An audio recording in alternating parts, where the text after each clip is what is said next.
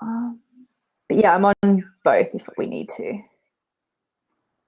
Excellent. I just did a quick Periscope broadcast to invite folks to come on over and join us here. Sage, you're saying you can't hear anything. Let's see. How about anybody else looking over in the chat area there? Yeah, just to give you a little orientation, Denise, obviously the comments are running on the side instead of over our faces, which is great because we can see them as we go. Also, we can choose from the top there if we want to only look at mentions or if we want to see only questions, and people can use certain codes to say that they've got a question that they want to make sure that we see, or if they want to reply to one another, we can see all of that going on there. And we can scroll throughout, so it's not like Periscope where the second the comment is off the screen, we've lost it forever. So that's kind of nice. Yeah, to be able to scroll through there. Of course, over on the other side, you see the tell a little bird. And if at any time we want to tweet that out, we just push that through and it goes out to Twitter and we can edit it. So it's not just a stale Twitter blast. It's whatever we want to edit and add to it. And throughout the conversation, if we find we're meandering and taking things in another direction, we can change the topic as we go. So the title is dynamic and can, for the broadcasts that are lasting good long amounts of time, can travel with us to whatever destination we take. Fabulous. Oh, now also you'll see these little people's faces coming up over ours in coming up from the hand. See where Abigail right now, Miss Abby is doing this. This is basically the like button or the hearts, and I think they're calling them here give you props or give you feels, and so it's like whoop, whoop, yeah. Exactly. So basically we can get felt up during our broadcast, and who doesn't like that? Who doesn't like that? Thanks, now, Bonnie. also, of course, so that's the quick orientation. The people across the top are the ones actively here live, and at any time you can mouse over someone and take a look at their profile and see if you're following them, if they're following you. Y'all can do that to one another, not just those of us here in the hot seat. We also have these 2 seats that are open below us. So if at any time we want to bring someone in and have them ask us questions, we just throw them in there and get them in there asking questions. And if we want to recycle and move somebody out, we just play host just like that. And the other thing I wanted to mention before I left that was it. One more thing. Yes. Oh, we have the option on Every Blab to record or not. And I chose to record this one. You can choose on or off the record. And then that allows replays that live forever on the site and can record up to 6 hours of live broadcasting time. So it's very different from what we're used to over at Periscope for lots of reasons. But those are some of the biggies. But so anyway, thank you for joining me, Denise. I'm so happy to get to have this time with you. Yeah, thanks for inviting me. Absolutely. Yeah, we'll do a quick introduction so everybody knows who we are, and of course we can put the gentleman's warning. Sean, I'm not sure what you mean by that, so please elaborate because I'm not sure what a gentleman's warning might be. But I'm intrigued. Oh, creepy men. No, we know there's creepy men everywhere, of course. Yeah, that's just part and parcel of it all. Yeah. So obviously any questions that are coming through, keep them going over here on the side. And also, good, Sage, I'm glad you're getting to learn how this works as well. I always like to use this little sidebar to include our links so that you can check us out outside of this space. So I'm going to put luckybitch.com right there for Miss Denise so that you can check out some of her brilliance. And I was holding this up on my Periscope broadcast earlier. There she is. Look at it. Yeah. Love it. A phenomenal book. Denise is just a genius and in helping creatives in particular. And I work with a lot of creative entrepreneurs, a lot of actors in my work, which is for self-management for actors. So I'm usually working with actors and on-screen and on-stage folks. And a lot of them have money blocks. And that comes up a lot when people are creatives. And I keep looking for resources that are fantastic to help them bust through some stuff that's entirely mindset related. And then, of course, have some nuts and bolts about how to do better with their relationship with money. And Denise kept coming up as someone that I needed to look toward. And I just love your relatability, your smarts, of course, but your no-nonsense approach to everything that you put out there. And it feels like a really good fit with a lot of the work that I do with creatives. And so I've put a lot of folks on, put you on the radar for a lot of folks. And so I was thrilled to think we could share this time together Yeah, when I was a life coach, some of my very first clients were actors, which is really funny. And it was huge for them. And for a lot of them, what it really came down to was a decision point that they remember making. And their parents had sort of said to them, we'll support you for being an actor, but you'll never make a cent out of it. And they really took that to heart. And so many creatives really struggle with making money because of that inbuilt thing of, I have to choose creativity or money. And in that case, who would choose money over and have a death of creativity in your life? But my job is really to teach women and men, I guess too, but that we can have both. You can have creativity and money. You can have love and money. You can have a family and have money. It's not either or. You can have both. You don't have to choose. And why do you think that is, that it kind of gets in our minds that we do have to choose, that there's the corporate life, which leads to money, or there's this bohemian, creative, unstructured life that is the starving artist mentality? What is it, that simple? That phrase is at the root of it all?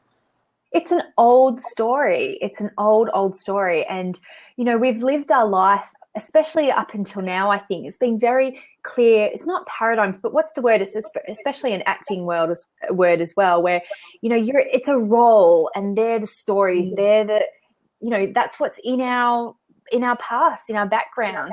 And now what we're doing, we're combining and blending and we're creating our own. But those stories are so ingrained in us, and they're ingrained in movies, and they're ingrained in our stories still. And it's really up to us to break those patterns and go, you know what? No, I'm going to stand up, and it's okay for me to have both. It's okay for me to do something different.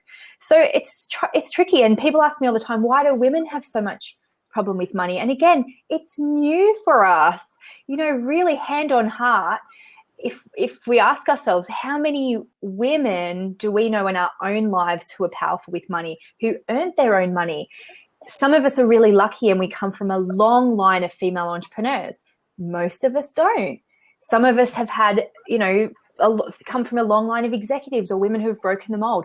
Most of us don't. Most of us, it's completely brand new for us to earn our own money and to have our own power around money. So of course we're going to be blocked around it. We're learning how to do it. And luckily, the women before us have fought for us to get so, many rights as women. Now our job is something different. Our job is to forge new paths for women and money, and to make it okay for women to be wealthy and to be wealthy examples for other women. It's tricky. I love that.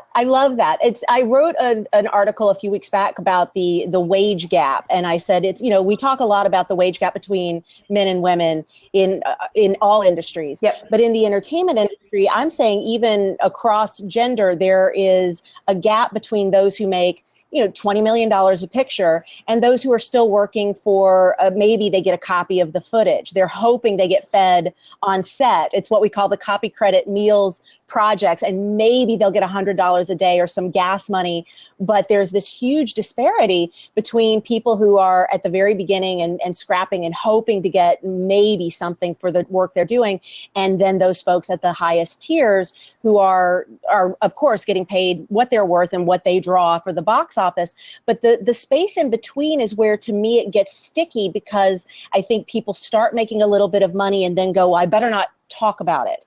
I better not have conversations about how I'm doing this and where I'm investing. And how do we get the dialogue happening sooner so that it can help more people? Is there this idea that if we talk about it, what has come to us then suddenly gets taken away, and so we have to kind of like don't talk about it so we can hide it?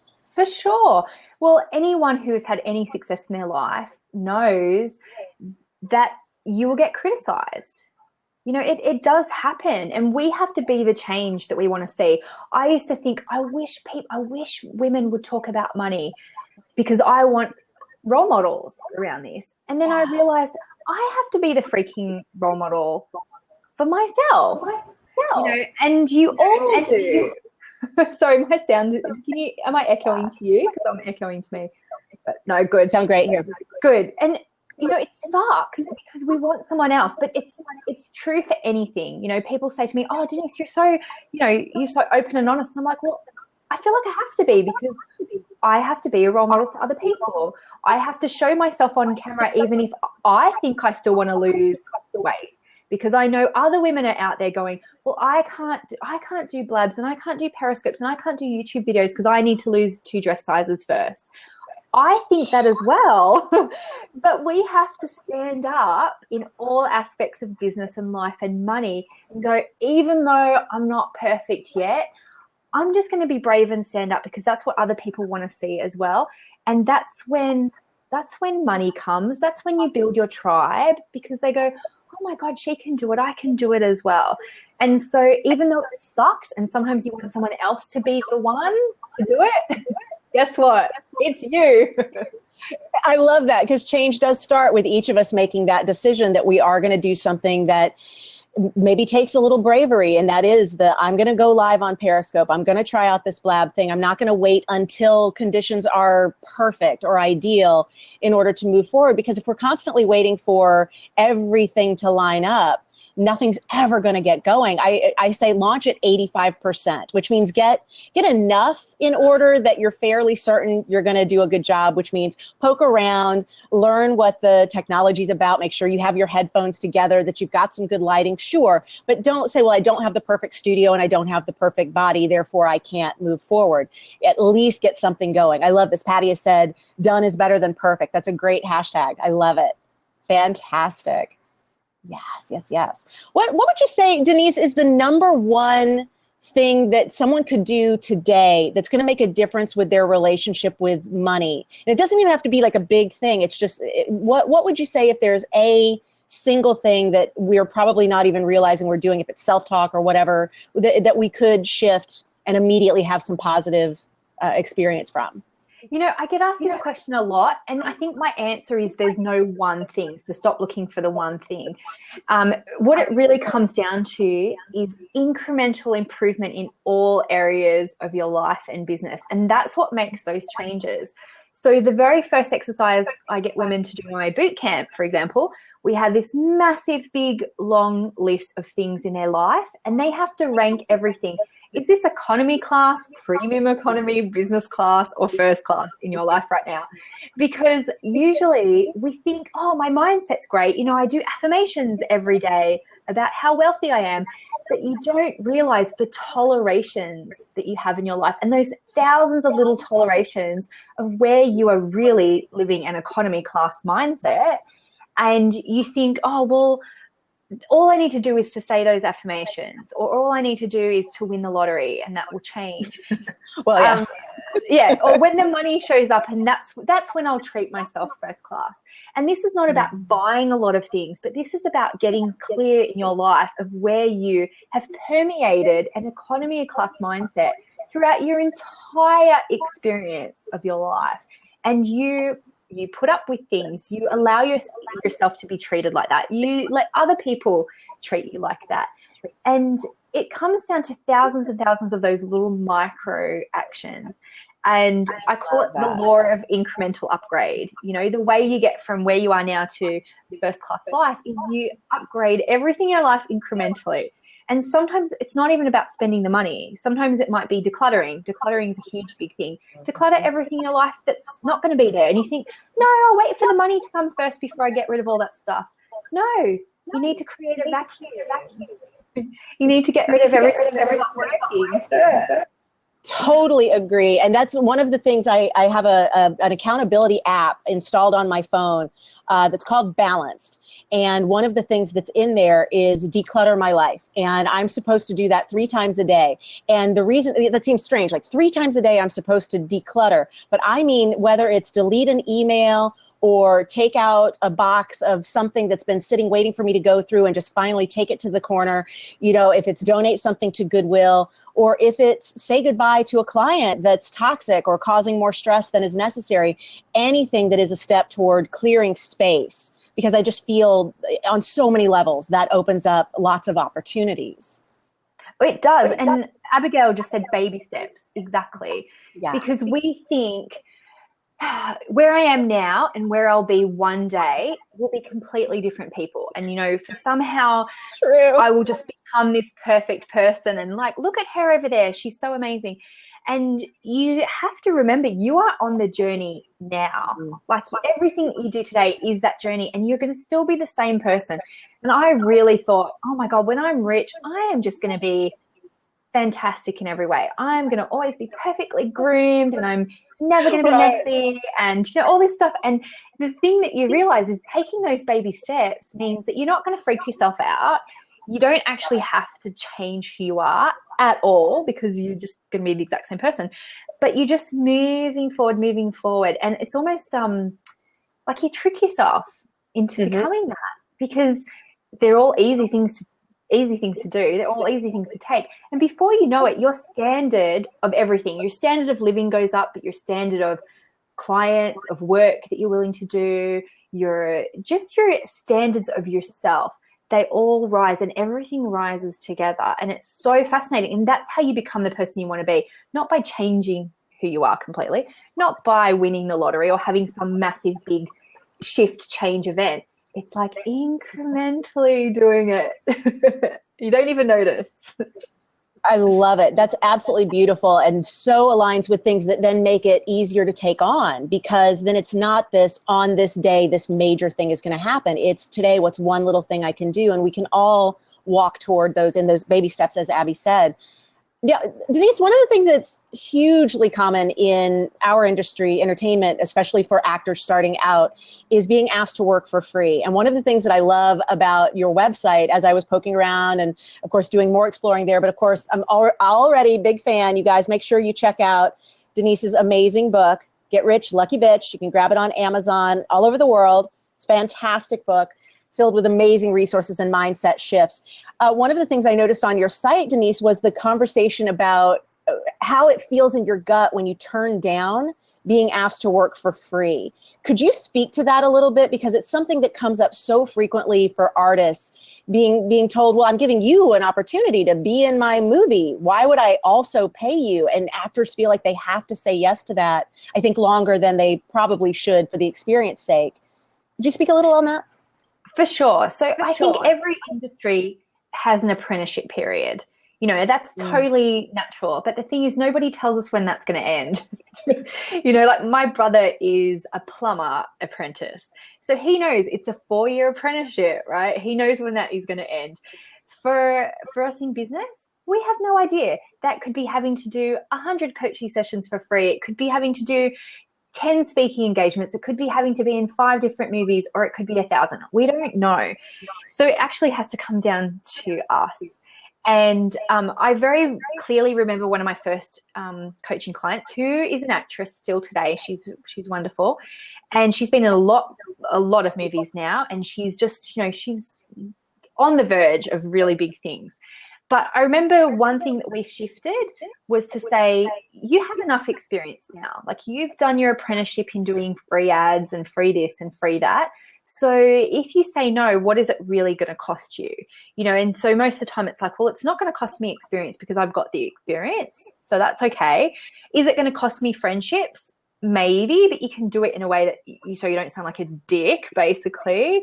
The other thing was she decided she had to change it internally for her. Am I worth doing this? And she had to do a lot of digging, right? Because one, she had to do lots of digging. This is not a real job. You had to get rid of that.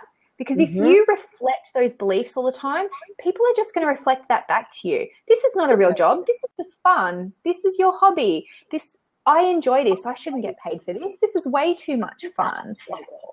It's a huge one. So she had to do internal work on herself. It wasn't just everyone else's fault that they were offering her free work. They were just reflecting her internal beliefs.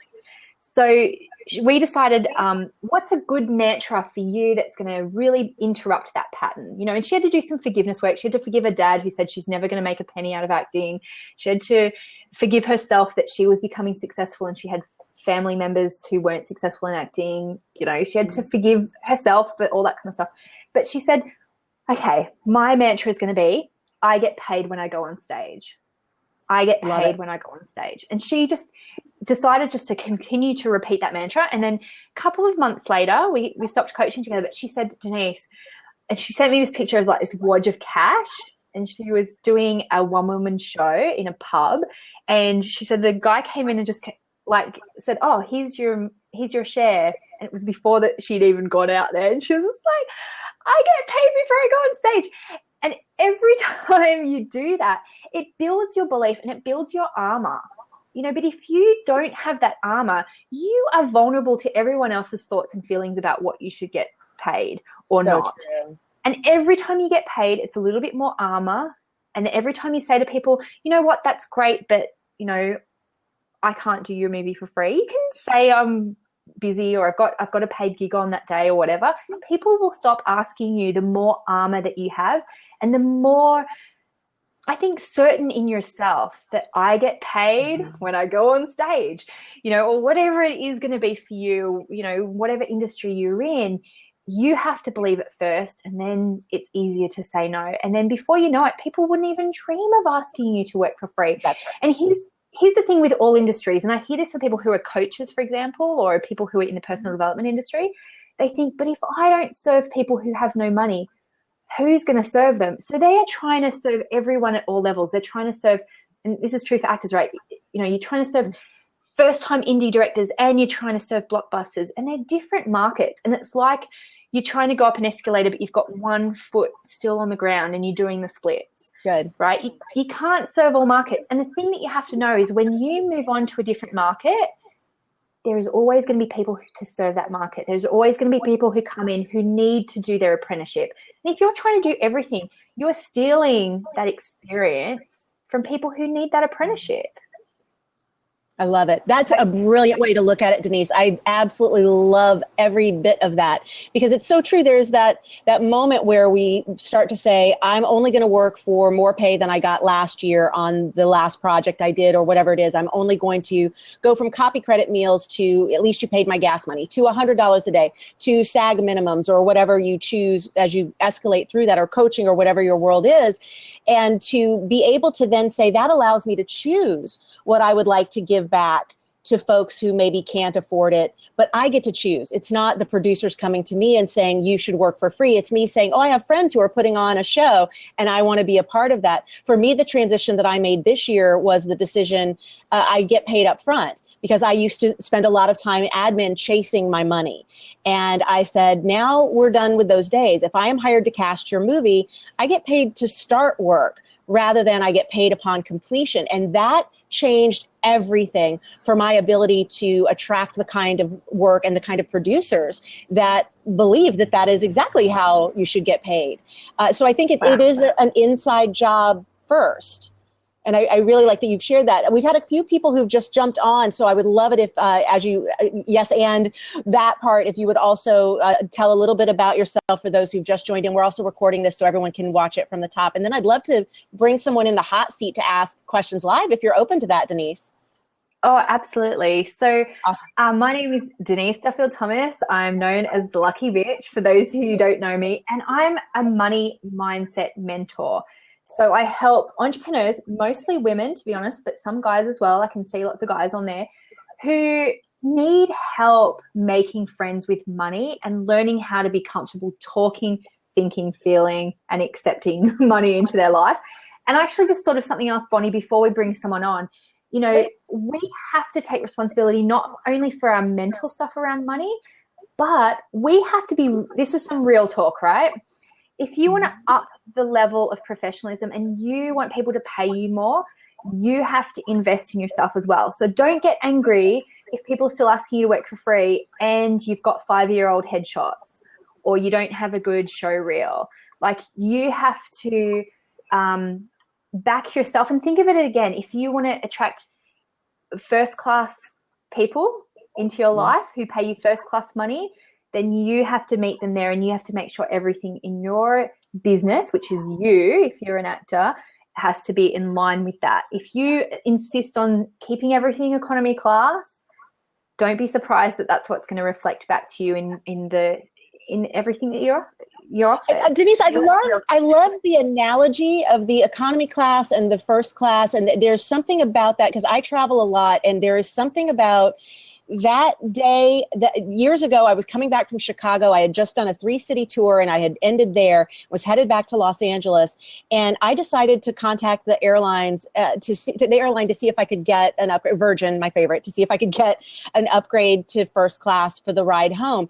And I thought, well, who are you, snooty woman, that you're going to do this upgrade? And I said, who am I? I just did a 3-city tour, teaching people how to take their career to the level where they're holding up something golden shiny and thanking the Academy. And I'm tired, and I want to sit in a comfortable seat and not have to decide if I can pay for that movie or that cocktail or that cheese plate. I want it all brought to me along with a hot towel first. And I would like that experience. So it is absolutely not something I question, but I love the idea of the seeing it as which of your experiences are still possibly economy class, even if after you've made that switch. Because I'm sure that's those old stories that we started at the beginning of our talk, that those old tapes continue to play, and reprogramming them is part of that incremental step action that we just have to do every day. Absolutely. Exactly. And it's the thing that I like about the economy class thing too. It's very clear. People know what that looks and feels like. And I think, when you evaluate things in your life, you know what economy class feels like. You might not have ever sat in first class before, but you can visualize it and you can understand what that would be like. So think about everything in your life and business and be really brutal and go, are my headshots, am I, is that first class? Is it as first class as I can afford now? Or is it like done on my iPhone in my mum's backyard? Which was my first headshot, by the way. It was literally like this in my mum's backyard. So we've all done it, but you can't. It's two-way. It's internal, but don't blame people. Oh, no one's paying me great rates. Yeah, you look like economy class, dude. Yeah, and that's not also. It's not a competition. I think too in the acting industry, and people think, oh God, I have to be the most beautiful. I think there is such value in knowing who your market is. And, the ugly friend in Hollywood in real life is beautiful, but it's like, know your niche as well, because everyone's trying to get the same role, but get your niche really clear and get into, you can make a fortune out of being the ugly friend. Well, that's one of the things I use as an example. Well, Steve Buscemi is my favorite example of this, because if you think about the breakdowns, the character descriptions that he has probably been submitted on or been pitched for his entire career, they've probably never included words like handsome or head turner or strong, yes, or swoon, sexy. Like they've probably never included these words, yet he's a bajillionaire, and he's so aligned with the kinds of projects and the kinds of stories that he wants to be a part of. So I agree with that. Knowing that specific place that you need to focus your energy really can make all the difference. Are you ready for me to pop in? Yes. The first person in the hot seat? Yes. Sage has been waiting patiently. Thank you so much, sweetheart. Sage, if you'll introduce yourself, and thank you for joining us. We also have another seat available if anyone else would like to join us as well. It's just going to ask you to accept the microphone and the camera on your machine if you're new to us here. That should get you covered in there. And while that tries to get you in there, meanwhile, I have put the links for both Denise, here we go, we'll do it again, over in the comments here. Thank you guys for tweeting this out. Thank you so much for sharing this out to your network as well. And of course, these comments are awesome. I'm loving this dialogue so much. All right, put that in there as well. It's so much fun talking about this industry too, because I actually started out as a children's performer. That was my very first job. Yeah. And when I saw that in your bio, I was so excited. I said, oh, we're bringing you into your people here. I'm so excited. Can you talk a little bit about that experience? Absolutely. So pretty much my first job, I worked for a company that did live action shows, children's shows for, like Looney Tunes shows. So it was like Bugs Bunny and the Pirates, Bugs Bunny and the Indians, Elmer Fudd and the Little Black Duck. And so I did either crowd warm up for those shows, or I did, I was an Indian, or I was a pirate, or whatever. So, and that same company had the contract for the Olympic mascots for the Sydney Olympics. So I was one of the mascots for. So I have done my dues inside big sweaty costumes.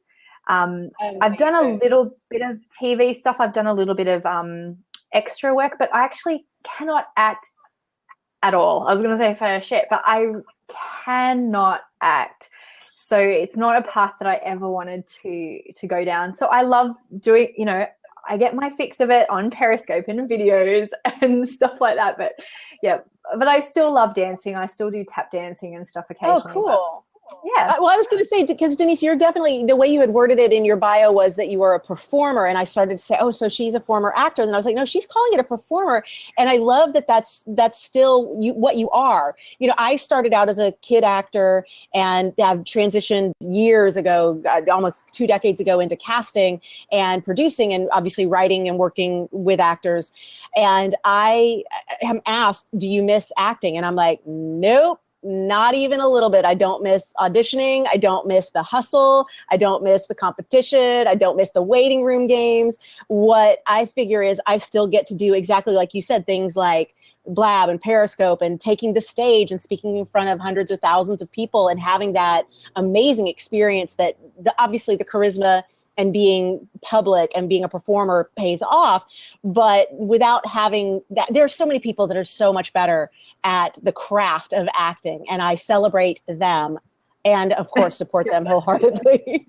Exactly. But it was fun and I still love it. But yeah, for me, the lessons I learned from being a performer are so great for being an entrepreneur.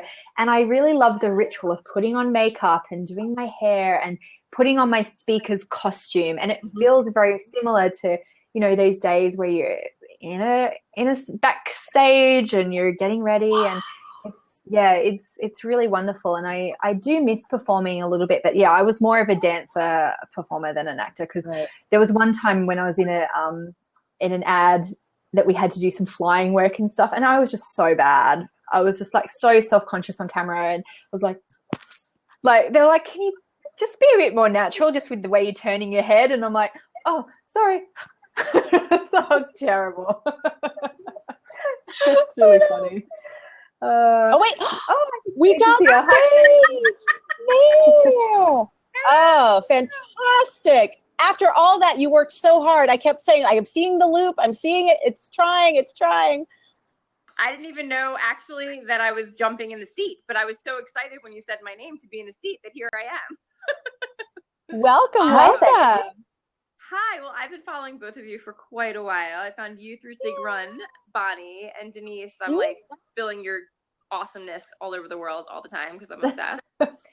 So, and I'm talking to somebody today, Denise, I have to just tell you, whose daughter is really, really sick, and she keeps getting shit sent in the mail, like care package after care package after care package. And I thought of a recent scope where you just said really kindly, like, please don't send me stuff, because then I just have to get freaking rid of it. And this poor mom was like, oh my gosh, people just want to love us so much, but like we're in the middle of hell, and if I get one more fucking box, I'm gonna freak out. So I want you to know that gift that came about in money actually transferred into like a family that's just struggling. And so thank you for that. My question, you never know how it's gonna like spill over what you say, Yeah, totally. My question is, I work with moms who are overwhelmed and unfulfilled to get their mojo back so they can have passion in their life again. Because I really feel like the world needs women, and that a lot of women get swallowed up whole when they become mothers, and that's BS. And you can be an awesome mom and not do everything motherhood all the time. So what I'm up against is my own stuff around money is just that as I am on the brink of raising my rates significantly, and I just signed on to work with Elizabeth Purvis, Denise, because of, Yay! Love her. I really liked her, and I'm pretty discerning, and she's first class. Wonderful. She's exactly. Yeah. I can totally tell. And so that's what sold me, honestly. And she was insightful, and she answered my questions really directly in a very intelligent level. But I'm like, as soon as I even start to sort of dance in that place of a massive rate increase, and I mention it to people who love and adore me and support my work wholeheartedly, already their reactions are like, wow, like that's a lot of money you might charge, you know?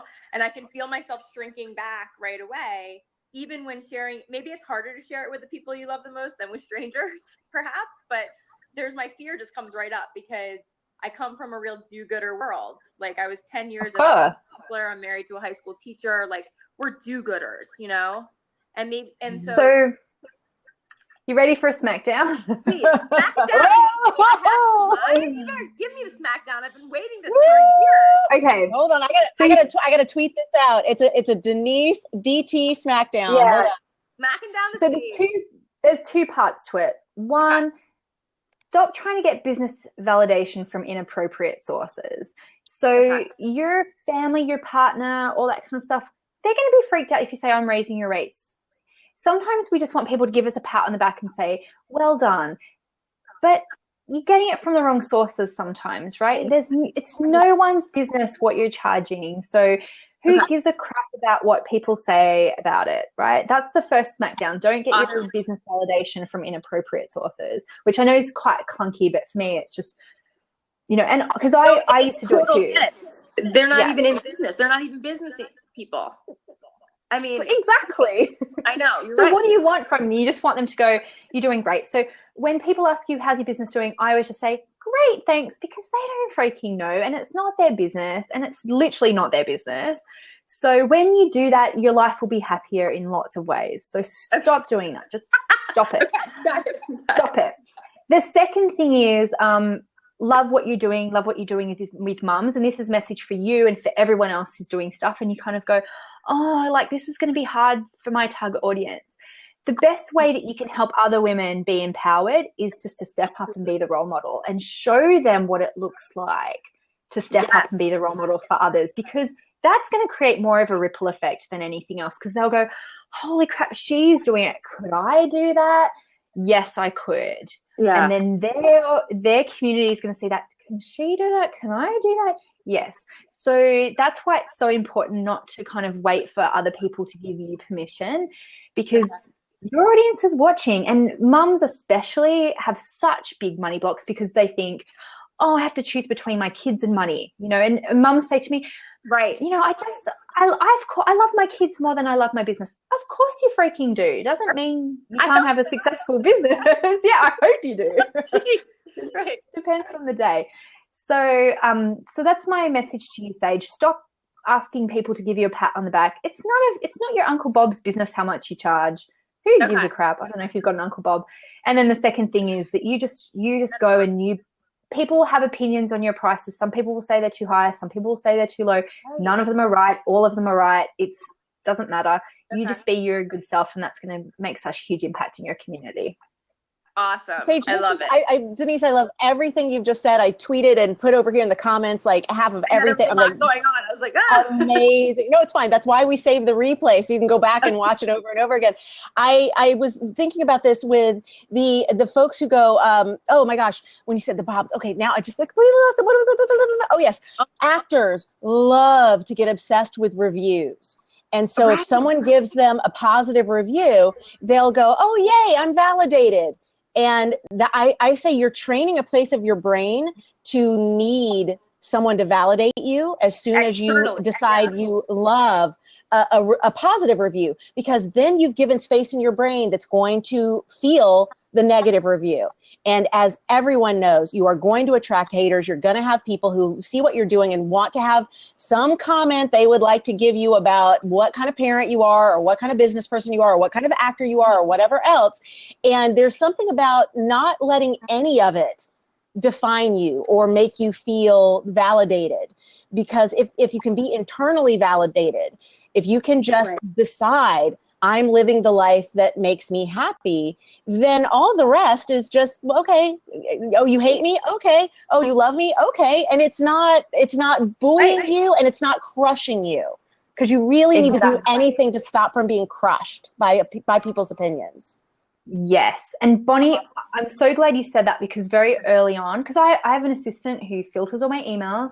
because I used to get an email and I'd be like, oh, that's an email that sits on my shoulder now. And then that one sits on my shoulder. And then, oh my God. And I was just carrying them around in a backpack. Yes. And she used to forward me praise like, oh, Denise, thank you so much. And I said, stop sending me those. Because I said early on, I said, if I get a hate mail, obviously don't send it to me. But then she was just sending all the good ones to me. And I said, I don't want to see those either. And she's like, why not? And I said, because it doesn't matter. Like, I don't want to live my life like, they love me. They don't love me. They love me. They don't love me. I'm like, I'm just focusing over here on doing my job. And all my job is to put out information. Some people will like it. Some people will don't. It's not my job anymore. And that's how I feel when I do my videos, my periscopes, whatever. If you're doing blogs, if you're doing an audition, you just go, and that is your business. That is your part of the job. What happens after that is none of your freaking business, and you can't control it anyway. So just focus on what's your business. Oh my gosh, Love I've got to put my blinders it. back on. Yeah, totally. I got to put my blinders back on. You guys are awesome. And it just made me just one last thing that you just guys, your powerhouse of womanhood just made me realize, like, part of this, you just have to show up as what you are and trust that is your expertise talking. You know what I mean? And that's been interesting for me, like with moms on the schoolyard. Like, I just was going down to Denver to give a big talk on helping moms get their sexy back. And so I was dressed like nicely in the morning, kind of hot, you know, and these people, where are you going? I'm in a rush. I got to go. Well, I'm going to talk to moms about getting their sexy back. And as soon as it came out of my mouth, there was a part of me that was kind of embarrassed. Like, oh, that sounds trite or trivial. Like, I'm an intellectual woman. And then they were all like, oh, well, that sounds cool. You know what I mean? And I was like, I just need to own this piece more and put my blinders on to the validation. And either way, what you just said, the good and the bad, just kind of be in it, like Bonnie was saying, and that's what radiates. So it's just perfect. Thank you both so much. Sage, the phrase I use has made a huge difference for me is I'm not clocked in for that. And so I basically see myself like an old-timey factory worker, and there's a machine and I have to put in a card that gets punched. And I say, so there's a point every day where I do have to clock in, and I have to look at, you know, analytics and reviews of my book on Amazon and money and traffic and whatever. Like, yes, as a business owner, there are things I do have to put my attention on. And outside of that, I'm not clocked in for that. So I think the blinders are something that you choose. Right now, I am in work mode and I'm doing the thing that only I can do. And then everything else needs to fall away. Right. Absolutely. Right. My thing on that is opt out and unsubscribe, because we can do that to newsletters. I'm like that to everything else. Love it. You know, like, I'm just opting out of that completely. Like, just done, not mine. I haven't done that enough. I'm on too many freaking newsletters. That's a new business, like a newer business junkie thing that I just need to get out. Now, do you know the Unroll Me service? While we're on that, just a quick little sidebar on that. I want to make sure everybody knows this. I'm putting it in the notes over here. Unroll.me. All right, I just put the link up there. Unroll.me. Here's what you do. You click on that link and you tell it, I will let you manage my newsletters. And then it will send you a daily digest of everything that you want to be able to skim and do a quick little, let me see what's going on. But I'm telling you, this has changed my life because I was having to deal with so much noise and I felt bad if I unsubscribed or, you know, And so now it's like, I get a daily email and I just do a quick check and I go, okay, cool. Everybody's good. Everybody's selling something. Everybody's got some little epiphany that happened. Great. And then if I'm interested, I can click on it and see the full email, which of course I always do with Miss Denise, always, because she's always got brilliant stuff going on. Of course. Yeah. Denise, you're doing something right. I don't know. Right. But that's a really helpful tool, especially if you oversubscribe and then worry about unsubscribing. But don't worry about unsubscribing. Just out. Well, partially I kind of do every now and then want to check in with those people. So it's like, you know what I mean? There's a way in which I started filtering them to, like, it just skips my inbox and goes right to a resource for later that if I want to find it, I can. Yeah. Awesome. Love it. Awesome. Beautiful. Thank you, Sage. Glad you joined us. Good luck. Rosalie has been posting over here in the sidebar. She's trying to get in. She says she's going to put her son to bed, restart her computer, and see if it works, if she can join us. Denise, do I have you till the top of the hour, or do you need to run? I want to make sure I'm respectful of your time. Okay. The top of the hour. Yeah, I've just got another meeting starting. I've got to quickly pee in between as well. So I'm Okay. good. Okay, perfect. I leave you guys. How do I get out? I can kick you out if you don't know how. I can stay. No, that's cool. I just I'm stuck forever. I know, Sage, it's kind of like I'm unsubscribing, but you're still here. You just won't be on screen. Thank you, sweetheart. Okay, I still feel love. Bye. Peace out. Okay. That's great. That's funny. I was on an interview last week, by the way, too, which I think I was just on audio, and I went and peed. I just put myself on mute and peed, and I was like, I can't do that here. Oh, that's hilarious. Yeah, there have been times that I've done that. I've been like, hey guys, especially on the ones that go long. I'm like, have this conversation. I'm just gonna go. I'll be right back, and then I. Yeah, do you mind if I go pee? I'll be right back. Denise, help yourself. Please relieve yourself so you're comfortable. See, and this is what I love about Blab versus Periscope. If you're in the middle of your broadcast and feel the need to go to the loo, you kind of can't stop your Periscope, but you can on Blab do that. Abby, what's going on with you, sweetheart? It's saying that your internet signal is not strong enough. Yeah, Patty has just ID'd that as well. Do you want to like jump out and try to come back? Because we'd love to have you. Hi, Kyle. Glad you're here. I love seeing so many beautiful people join us for this conversation. Isn't Denise amazing? Told y'all. So good. Okay, great, Abby. Drop out, come back in. Let's see if we can get you in here. She is. She's so awesome. I love her. I seriously recommend her book all the frickin' time. Right there. That's it. Make sure you grab it. Yes, Sean, I do have a good eye for talent. So let me do a self-plug while I'm at it. Grab that. If you're an actor, if you're a creative, make sure you get that one as well. All right.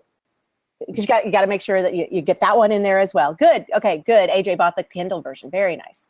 Great, Sage. I'm so glad. I'm glad you were able to join us on that. Let's see here. Okay, I'm back. Thank you. Welcome back. So we have Abby kind of here, kind of not. She's audio only. Oh, she's dropped out again to see if she could try it, see if she's able to join us in all of that. If anybody else would like to jump in and ask questions about becoming that rich lucky bitch, can we talk about the title lucky? Like, because the word lucky in your title, tell me how that tracks with, we are doing the work, we're putting in all of it, but how does that sort of align with kind of attracting magic into our lives? Sure. It's kind of a bit of a tongue-in-cheek thing, because I think if you are someone who's created success in your life, people are going to say it's luck. And, you make your own luck. Imagine if you go on 100 auditions and then someone's like, you're so lucky, you get all the good stuff. And you're like, you've gone on no auditions. Like, how is that even a thing? So I see luck, that traditional thing of it saying it's opportunity meets preparation. That's for me what it's all about. And the lucky bitch thing, it's kind of a bit funny because no matter what you've got going on in your life, whether you've got a hot body, a great marriage, a great business, you've got to, you go on tons of auditions, people are always going to say it's luck, and it's not. It's like it's hustle and opportunity mashed together, and you've got to meet the universe halfway. You can't sit on your couch and go, please someone send me, the role of a lifetime, but I never want to leave my house or talk to anybody or have to do any work or audition. And it's like, it doesn't work like that. Well, the phrase I use, I actually do it like a mathematical equation. It's hard work and discipline over time. Because for me, that it's the same as weight loss or fitness or anything else. It's like we put in the hard work. It takes discipline, which means really committing to it. And then over time, which means you can't expect overnight success, no matter how lucky you might be. But then at the end, everybody's going, oh, you're so lucky. Look at you and your hot bod. And you're like, this hot bod gets to the gym and sometimes does not get to eat the things that she wants to eat. Same thing with making money, with attracting the best clients, with having the acting success, all of it. I agree. I love that. AJ, welcome to the hot seat. How are you, sweetheart? Hello. Hi. I'm based in New Zealand, so full work now. Awesome. So I was going to quickly say on the lucky side of it, I have a mentor back in England, Theo Pafitas. He's from Dragon's Den. I don't know if you know, but anyway, his whole thing, he got up on stage and said, it's funny, the harder I work, the luckier I got. And that was just his like one-liner that he kind of left the stage with. It was like, yeah, he knows what he's on about. So that was pretty cool. I was just going to go back. You said about forgiveness, and this is like the one that I get stuck on. I have an interesting relationship with my father and all this sort of stuff, and the forgiveness side of it and the stuff that I was told as a kid is always one of those things that I keep. It's the money block. It's the mind block, to be perfectly honest. So it's just that bit. So is there any like steps that you would break down or take us to how you would get to forgiveness when you don't necessarily want to talk to the person again? You don't need to ever talk to them again. Forgiveness is not for them, it's for you. Good. And it's true. And Good. early on, when I was trying to figure out why am I blocked about money and what's this deal with money stuff, I went, I wonder if I took some of those personal development techniques and did them to money, like what would happen? And what I realized is it's really, really difficult to move forward in your life without forgiveness and without clearing the stuff of your past, because it's your foundation.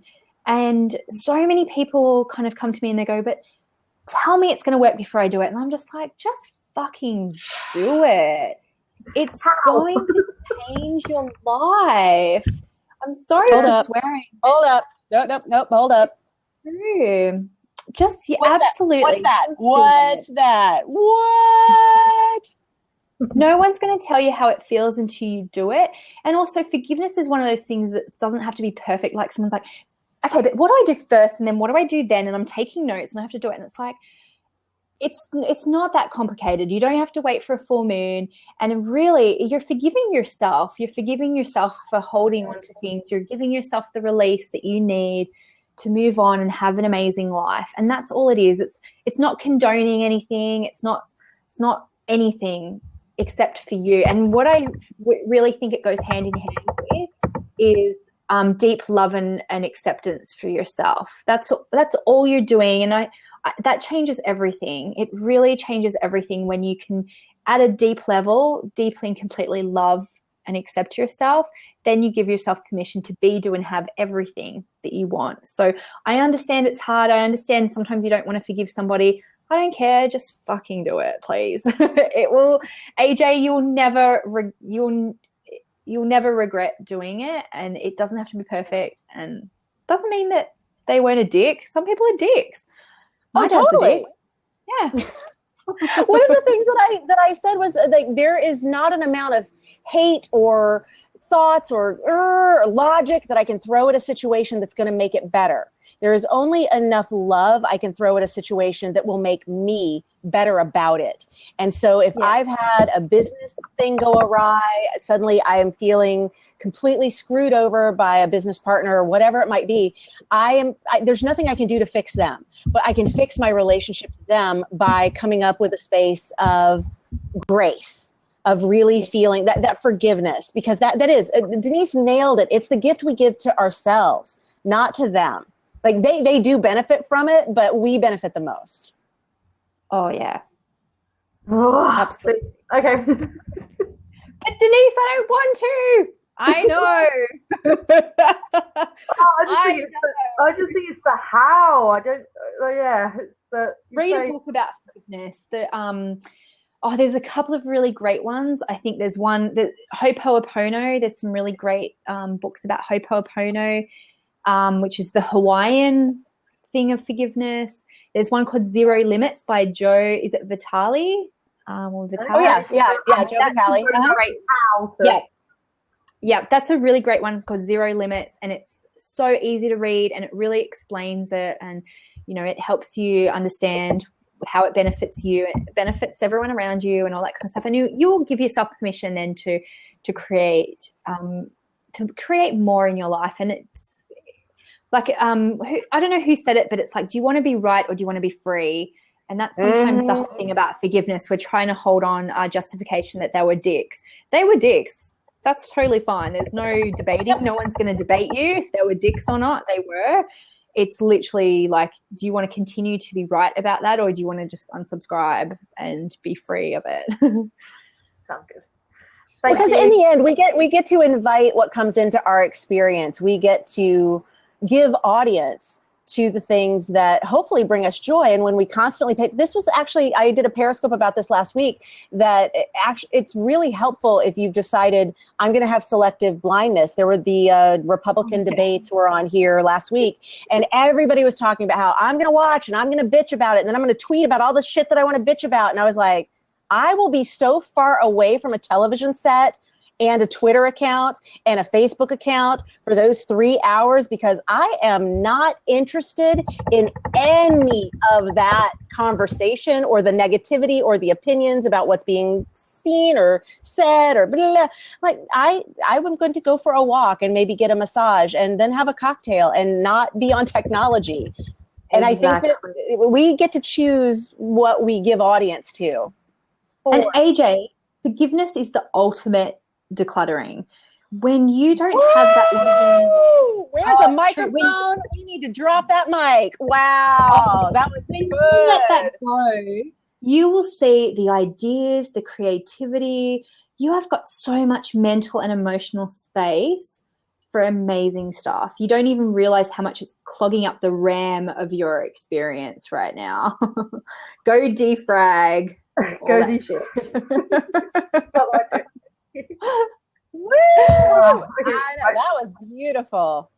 Yep. Awesome. Thank you, Austin, for posting that in as well. Austin just posted in the Ho'oponopono mantra, which is, I'm sorry, please forgive me, I love you, thank you. It's life-changing. Thanks, Austin. I love it, Austin. Thank you. Another AJ, beautiful. Thank you. Sean wants to know, how do I tweet that quote? Forgiveness is the ultimate decluttering. I will put it into the last tweet that we're going to send for this broadcast right now, because we're going to call it done. This has been amazing. Hold up. Here it goes. Forgiveness is the ultimate decluttering. There it goes out on Twitter. Beautiful. Yes. Tweet that right back out. It's going out on Twitter right now. I know, total mic drop moment. Where was the microphone? That was so necessary. Denise, thank you so much for sharing this time with us. I hope that you're feeling good about Blab and that this will be the first of many, many, many times that we'll see you here. Yeah, it's fantastic. Thanks, Bonnie. You are so generous with your community. You are such an amazing go-to girl for making things easy. So thank you. Austin, I'll come back anytime. I love doing stuff like this. So yeah, definitely we'll do it again, and we can dig deep into any one of the topics that we've spoken about today. We can dig in a little bit deeper. And yes, thank you, Bonnie, for pimping my book and your book. Always. That's thank you. That's awesome. And good luck, everybody. I always say, like, a mantra that I got on really early was like, today is my lucky day. It's like reminding yourself, don't wait for the stars to align or Mercury retrograde to be over. The day you declare it is always your lucky day, and you can make any day your lucky day. I absolutely love that. It's beautiful. And Denise, thank you again so much for spending this time with us. And I really appreciate everybody here who hopped in, who spoke up, and those who lurked, and those who are watching in replay. We appreciate all of you just the same, because it's so wonderful to have this community that is built on this foundation of positivity and the things that we can change in the world and make better every single second of every day, because it's incremental progress that we're doing. Whoop, whoop. Exactly. Awesome. Thanks, guys. Thank you. Bye. Thanks, everybody. Thank you. Bye.